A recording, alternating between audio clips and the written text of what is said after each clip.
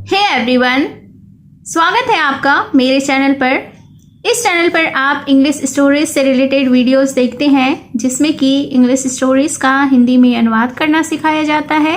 इसके साथ ही स्टोरी को रीड करना और इंग्लिश वर्ड्स के करेक्ट प्रोनाउंसिएशन के बारे में भी आप इस चैनल के थ्रू सीखते हैं।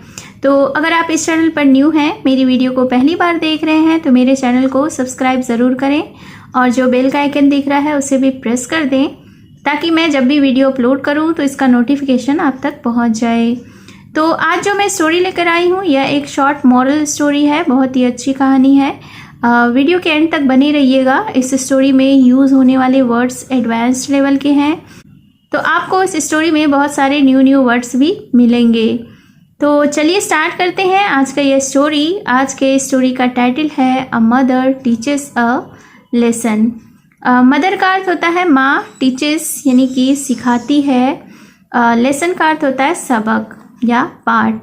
तो शीर्षक का अर्थ हुआ कि एक माँ एक सबक सिखाती है। So let's begin the story. A young women was troubled. Young का अर्थ होता है युवा, वोमेन यानी कि औरत या महिला, वॉज यानी कि थी, ट्रबल्ड यानी कि परेशान। तो इस सेंटेंस का अर्थ हुआ कि एक युवा महिला, एक युवा औरत परेशान थी।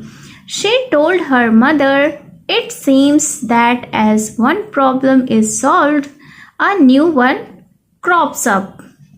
तो सबसे पहले इस सेंटेंस के वोकैबुलरीज को देखते हैं। शी का अर्थ होता है वह, टोल्ड यानी कि बोली, इट सीम्स यानी कि ऐसा लगता है, प्रॉब्लम का अर्थ होता है समस्या, सॉल्व यानी कि सुलझना या ख़त्म होना, न्यू यानी कि नया, क्रॉप्स अप यानी उभरता है। तो इस सेंटेंस को हम लोग देख लेते हैं। शी टोल्ड हर मदर, ने अपनी माँ से कहा, it seems that as one problem is solved यानी कि ऐसा लगता है कि एक समस्या ख़त्म होती है, a new one crops up तो एक नया उभरती है। Her mother field 3 pots with water. Her mother यानी उसकी माँ, फिल्ड यानी कि भरी, 3 पॉट्स यानी 3 घड़ों को, विथ वाटर यानी कि पानी से। तो उसकी माँ ने 3 घड़ों को पानी से भर दिया। In the first she placed carrots, in the second eggs and in the third coffee beans.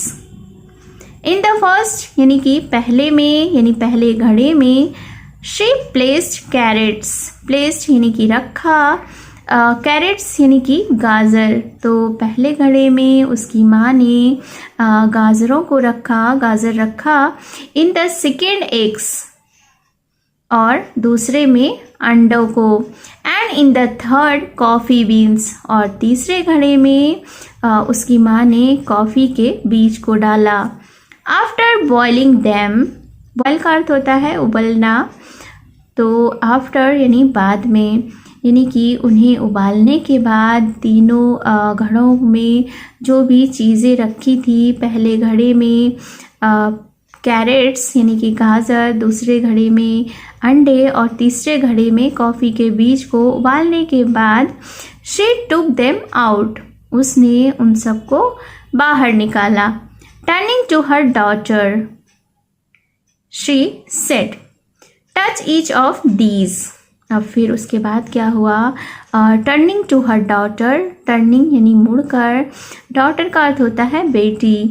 तो अपनी बेटी की तरफ मुड़कर शी सेड, उसने कहा। Touch each of this, touch का अर्थ होता है छूना। तो उसकी माँ ने क्या कहा अपनी बेटी से कि सभी को छुओ।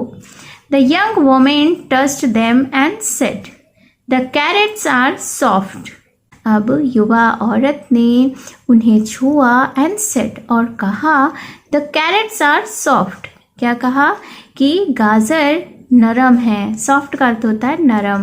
The eggs are hard boiled और फिर आगे कहा कि अंडे कठोर उबले हुए हैं। द कॉफ़ी है, नाइस का अर्थ होता है अच्छी शी एरोमा यानी कि सुगंध। तो आगे उस युवा औरत ने अपनी माँ से कहा कि कॉफ़ी में अच्छी सुगंध है। हर मदर सेड, अब उसकी माँ ने उससे कहा, each of these objects had faced the same adversity, boiling water, but each reacted differently.